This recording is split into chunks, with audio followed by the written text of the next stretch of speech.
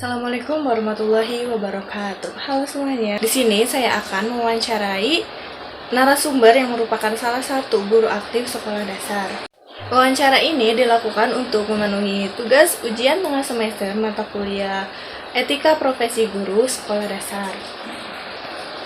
Nah, wawancara ini mengintegrasikan 4 topik utama, yaitu yang pertama, konsep dasar etika profesi guru, yang kedua, profesionalisme dan pengembangan karir guru, yang ketiga, nilai luhur profesi guru, dan yang terakhir, yang keempat, yaitu etika guru di era digital abad 21 dan dalam kurikulum Merdeka dan P5. Assalamualaikum Ibu. Waalaikumsalam. Selamat sore. Bagaimana kabarnya hari ini? Alhamdulillah baik. Sebelumnya terima kasih banyak sudah berkenan menjadi narasumber untuk wawancara kali ini. Sebelumnya perkenalkan, nama saya Karina Maulida, mahasiswa dari program studi PGSD ITB Siliwangi.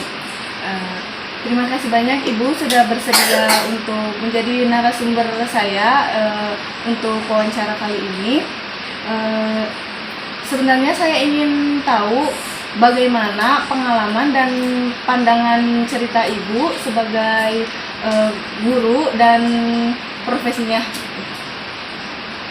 Sebelum masuk ke pertanyaan inti, saya akan membuka sedikit pertanyaan ringan untuk lebih mengenal Ibu. Boleh saya tahu nama lengkap Ibu? Nama saya Dona Pramudita. Kalau boleh tahu saat ini Ibu mengajar di mana? Mengajarnya di SD Negeri Selacau, kebetulan dekat dengan ini. Baik, sekarang Ibu statusnya kalau boleh tahu sekarang apakah sudah menjadi ASN? Alhamdulillah untuk tahun ini kebetulan saya sudah sebagai ASN ketiga Pak. Alhamdulillah. Kalau boleh tahu nomor NU PTK-nya berapa ya? Nomor NUPTK boleh dilihat ya di sini. NUPTK 4653 7626 6323 0222.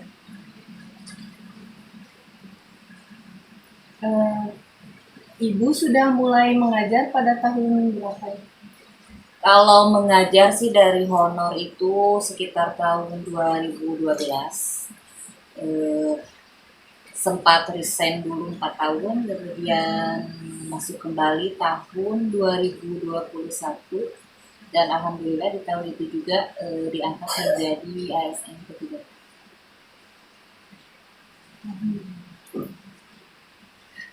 Sebelum mengajar di sekolah ini, apakah sudah mengajar di sekolah lain? Ya, sempat waktu dulu honor pertama saya di SD Negeri Jalan Tir selama 4 tahun kurang. Baik, terima kasih banyak Ibu sudah menjelaskan mengenai latar belakangnya. Sekarang kita lanjut ke sesi inti, pertanyaan inti ya Ibu.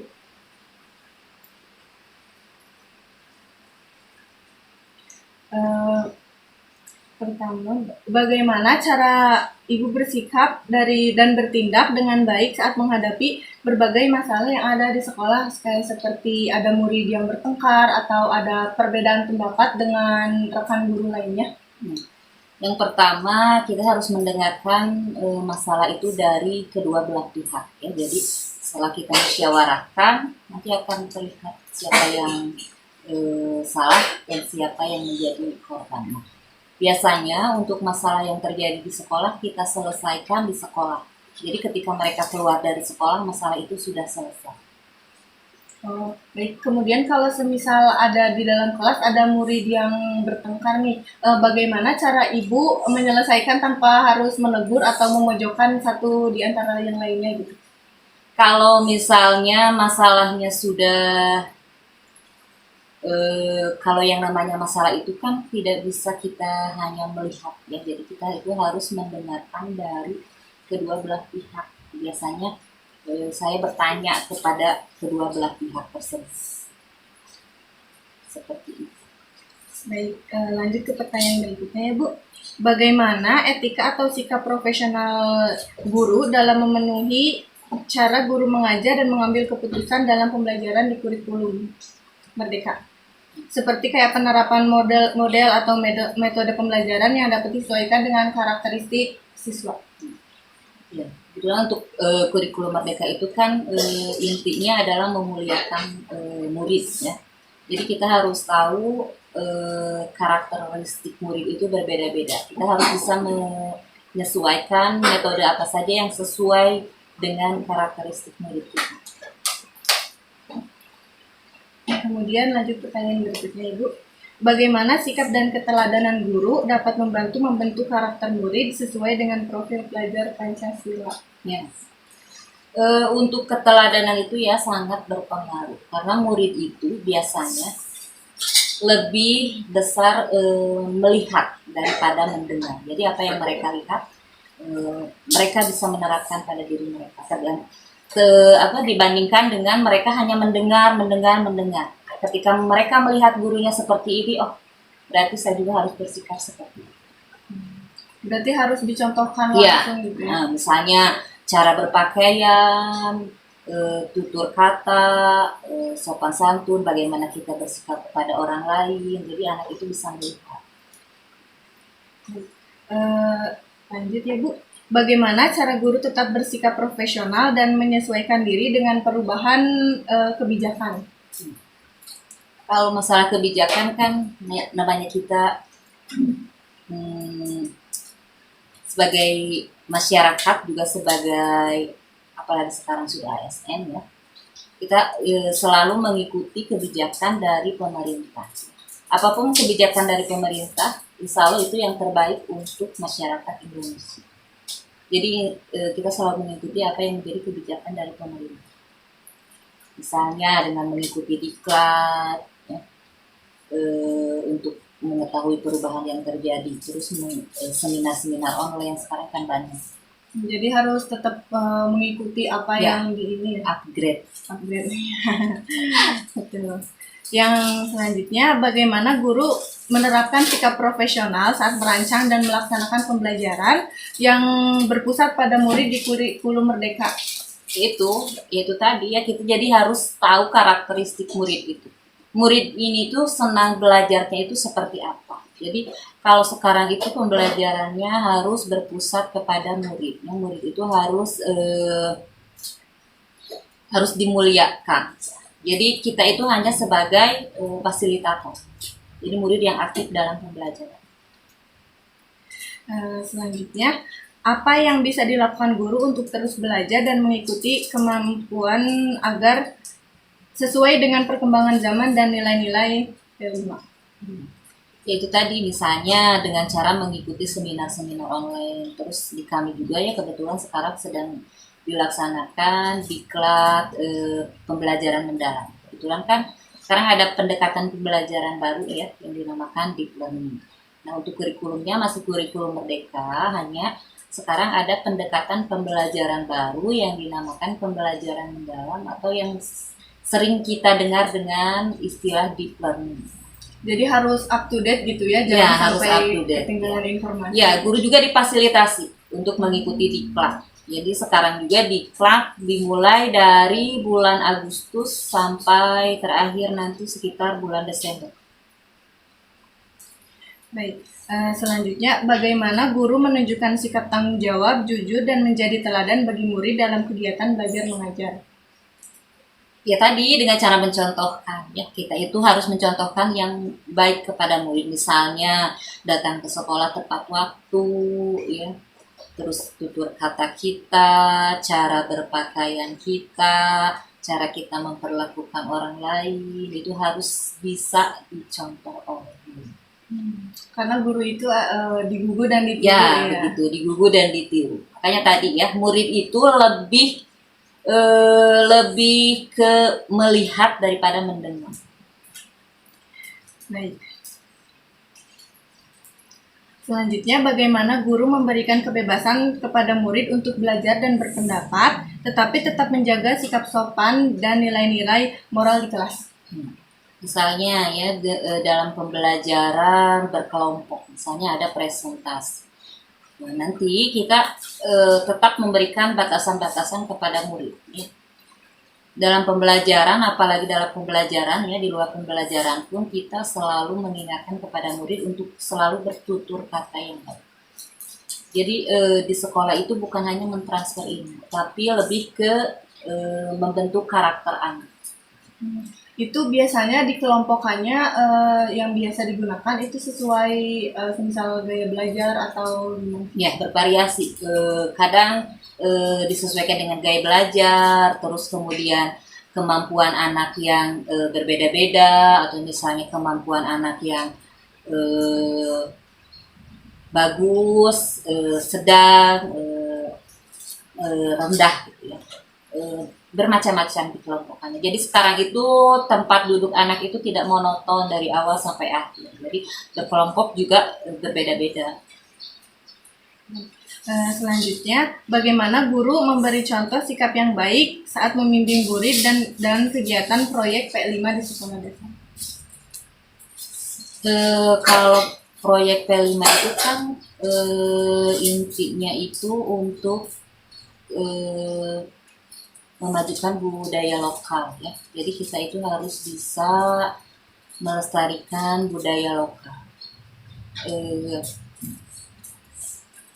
Kita harus bisa mempengaruhi anak nih supaya jangan terbawa oleh arus globalisasi yang datangnya dari luar. Nah, di tempat kita juga banyak budaya lokal yang harus kita lestarikan. Kalau bukan kita, siapa lagi? Jadi, misalnya kalau di daerah sini ya, kemarin kalau budaya seninya itu ada calung, ya, ada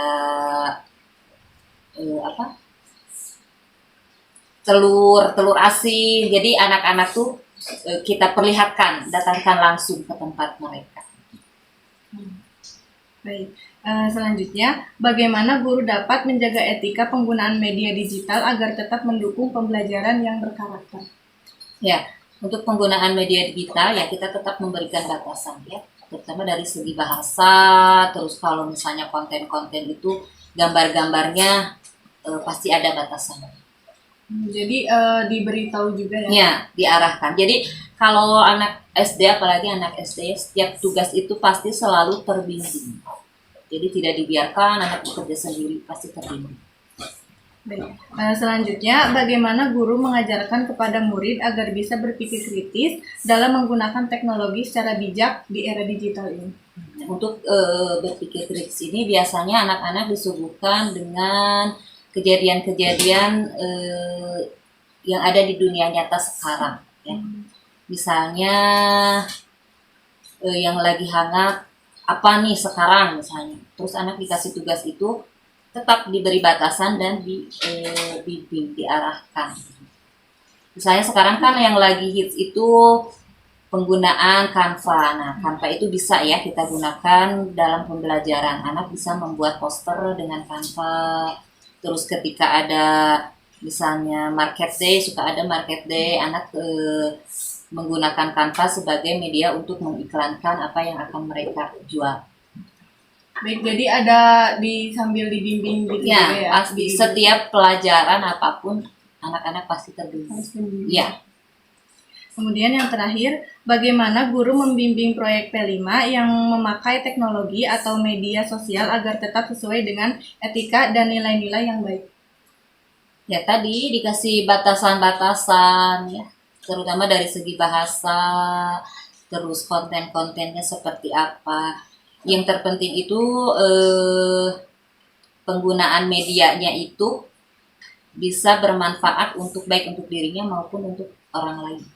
Biasanya kalau dikasih tugas seperti itu tuh ngerjainnya di sekolahan atau di langsung? Kalau sekarang kan semua pembelajaran itu harus dituntaskan di sekolah. Kebetulan kalau di SD Selat Jauh sudah ada bantuan notebook. Jadi anak itu biasanya dikelompokkan misalnya 5 kelompok, ada 5 notebook nanti dikasih. Nah, ketika pembelajaran kita bimbing biar anak itu tidak buka konten-konten yang tidak boleh jadi terbimbing seperti itu. Baik. Belajar juga materi misalnya ya, kalau materi yang biar mereka mencari sendiri gitu, misalnya tentang benua nih dibagi 5 kelompok, ada yang sebagai benua Asia, Afrika, Amerika, Australia gitu ya, Eropa. Nah, mereka itu nanti dikasih notebook per kelompok satu. Mereka bisa mencari informasi sebanyak-banyaknya tentang benua apa yang mereka dapat tugasnya gitu. Terus ada juga ya pembuatan itu tadi Canva misalnya kan. Nah, sebelum kita melaksanakan market day itu mereka ditugaskan untuk membuat poster agar menarik minat pembeli nanti. Biasanya kita menggunakan aplikasi Canva. Seperti itu. Baik, terima kasih Ibu. Tadi pertanyaan terakhir, terima kasih sudah atas ketersediaannya, sudah bisa menjadi narasumber saya. Jawaban Ibu sangat membantu dan memberi pandangan lain terhadap pembelajaran yang sekarang bagaimana gitu. Ya, dan saya senang sekali bisa sharing-sharing begini kepada Ibu. Sebelumnya terima kasih banyak. Semoga ilmu ini bisa menjadi patokan saya ke depannya.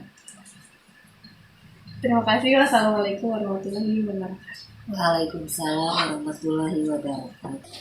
Selanjutnya refleksi pada wawancara kali ini, yaitu karena sekarang dengan banyaknya perkembangan teknologi dan perubahan karakter siswa, jadi tantangan etika guru itu akan semakin banyak. Guru tidak hanya dituntut untuk menguasai materi pelajaran, tetapi juga sebagai mentoring, sebagai pembimbing yang harus mampu bersikap bijak dalam menghadapi berbagai situasi di sekolah, baik dalam penggunaan media digital maupun dalam membimbing perilaku siswa.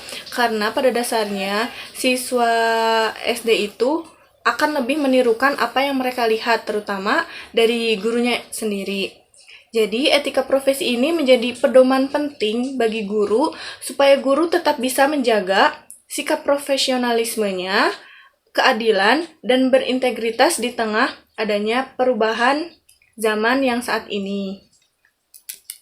Pesan sebagai calon guru yang profesional di masa depan yaitu bertekadlah untuk menjadi guru yang tidak hanya menguasai materi pembelajaran, tetapi juga bisa menjadi mentoring, bisa menjadi pembimbing, dan juga role model untuk siswanya dalam hal keteladanan, kemudian sikap, dan juga perilaku. Karena yaitu pada dasarnya anak SD itu menirukan apa yang mereka lihat.